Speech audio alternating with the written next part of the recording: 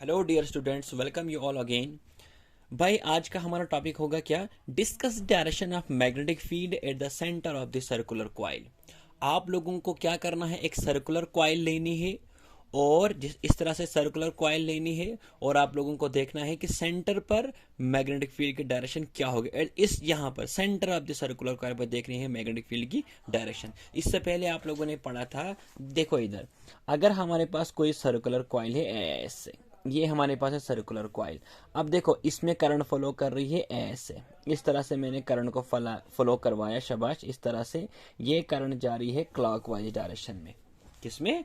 Clockwise direction में follow कर रही है करंट, है ना। इस तरह से ऐसे करंट फॉलो कर रही है, तो शाबाश, करंट जो है क्लॉकवाइज फॉलो कर रही है इस सर्कुलर कॉइल में।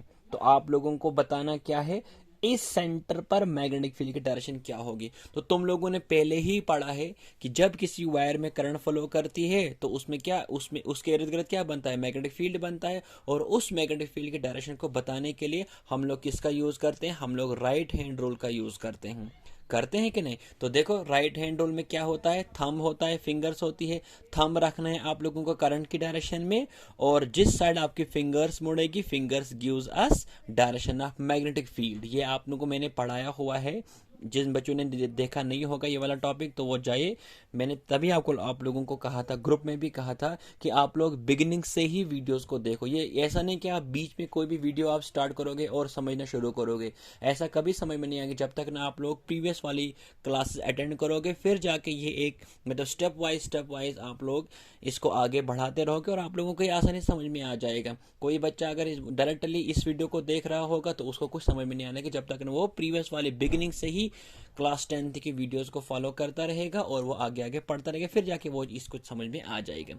तो चलिए खैर आगे। करंट जो है फॉलो कर रही है किस में, एंटी क्लॉकवाइज डायरेक्शन में, नहीं सॉरी क्लॉकवाइज डायरेक्शन में करंट फॉलो कर रही है ना, क्लॉकवाइज डायरेक्शन में करंट फॉलो करे। तो देखो direction of magnetic field centre पर क्या होगी। तो राइट हैंड रूल यूज करना है, क्योंकि तुम लोगों को मैंने पढ़ाया है राइट हैंड रूल कहाँ यूज होता है, जहां पर हमें मैग्नेटिक फील्ड की डायरेक्शन को देखना होता है। तो देखो इसमें आपको क्या रखना है, थंब रखना है करंट की डायरेक्शन में, ध्यान दे ना भाई, थंब रखना है करंट की डायरेक्शन में, और जिस साइड फिंगर्स मुड़ेगी, फिंगर्स हमें किसकी डायरेक्शन देती है, मैग्नेटिक फील्ड डायरेक्शन देती है। ध्यान रखना शाबाश। थंब रखना है किसकी डायरेक्शन में, शाबाश बोलो, करंट की डायरेक्शन में। तो फिंगर्स किसकी डायरेक्शन देगी, मैग्नेटिक फील्ड की डायरेक्शन देती है। ओके, तो रखो थोड़ा सा यहाँ पर पहले थंब।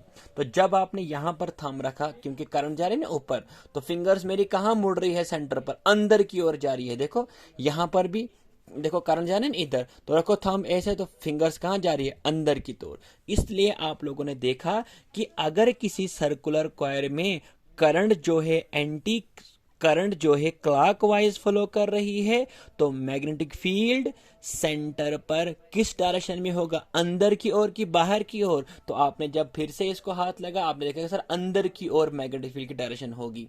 ओके, तो इसी तरह से अगर हमारे पास कोई दूसरी सर्कुलर कॉइल है और उसमें करंट जो है वो कैसे फॉलो करती है, एंटी क्लॉकवाइज डायरेक्शन, ऐसे, है ना, 12 जैसे क्लॉक होती है ना, 12 1 2, लेकिन 12 से ये पीछे की तरफ आ रही है, तो ये है एंटी क्लॉकवाइज डायरेक्शन। तो जब हम एंटी क्लॉकवाइज डायरेक्शन देखेंगे, देखो इधर कर इस पॉइंट पे देखो करंट कहाँ जा रही है, ऊपर, तो राइट हैंड रूल यूज करना है ना। तो देखो मैंने इस थंब को रखा मैंने करंट की डायरेक्शन में। तो अब मुझे बताओ सेंटर पर फिंगर्स कहाँ की तरफ होगी, बाहर की तरफ होगी। तो इसलिए यहां पर किस डायरेक्शन में होगी मैग्नेटिक फील्ड, आउटसाइड।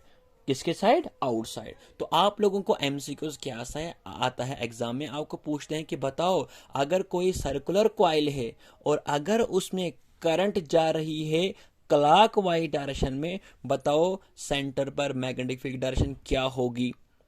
तो यहां आप कहोगे कि सर जब हम राइट हैंड यूज करेंगे तो मैग्नेटिक फील्ड जो होगी वो कहां की तरफ होगी, वो इनवर्ड होगी। किसकी तरफ, इनवर्ड, अंदर की ओर होगी। लेकिन जब हम इस पर अप्लाई करेंगे राइट हैंड रूल, तो फिंगर्स कहां जा रही है, बाहर की तरफ जा रही है, इसलिए यहां पर करंट कहां की तरफ होगी, आउटसाइड होगी। बात आई समझ। तो ये इस टॉपिक में मोस्ट इंपॉर्टेंट आप लोगों ने ये एमसीक्यूज भी तैयार किया। तो समझो फिर से बताओ, अगर करंट कहां जा रही है, अगर करंट फ्लो कर रही है क्लॉकवाइज, तो मैग्नेटिक फील्ड सेंटर पर कहाँ की तरफ होगा? आप कहेंगे सर अंदर की ओर होगी। लेकिन अगर उसी सर्कुलर कॉइल में करंट फ्लो करेगी एंटी क्लॉकवाइज डायरेक्शन, तो as per right hand rule magnetic field centre पर किस डायरेक्शन में होगा? बाहर की तरफ होगा। इसलिए आप जब नोट्स को पढ़ोगे ना, देखो यहां पर मैंने क्रॉस लगाया है, तो क्रॉस क्या डिनोट करता है? क्रॉस डिनोट करता है अंदर की ओर। और यहां पर आप लोग देख रहे हो ये एक पॉइंट है, सिर्फ पॉइंट, तो पॉइंट डिनोट करता है क्या? बाहर की ओर। मतलब तीर, एरो को आप देखो ना, एरो एरो है तो ना ऐसे, एरो होता है ऐसे, तीर या तीर एरो। तो जब बाहर की तरफ आएगा तो ये होगा, और एरो को होता है ना पीछे से इस तरह से, तो ये बाहर, ये मतलब क्रॉस मैंने लगाया है तभी। क्रॉस डिनोट करता है मैग्नेटिक फील्ड अंदर की ओर है, मतलब अंदर गया है तो सिर्फ क्रॉस दिख रहा है, और यहाँ पर मैग्नेटिक फील्ड निकल रहा है बाहर की ओर तो हेड आएगा। ओके, इस तरह से इन चीज़ों को नोट रखना। तो यहाँ पर आप लोग, मैं आपको नोट्स भी सेंड कर दूंगा, तो इस टॉपिक को अच्छे से समझेगा।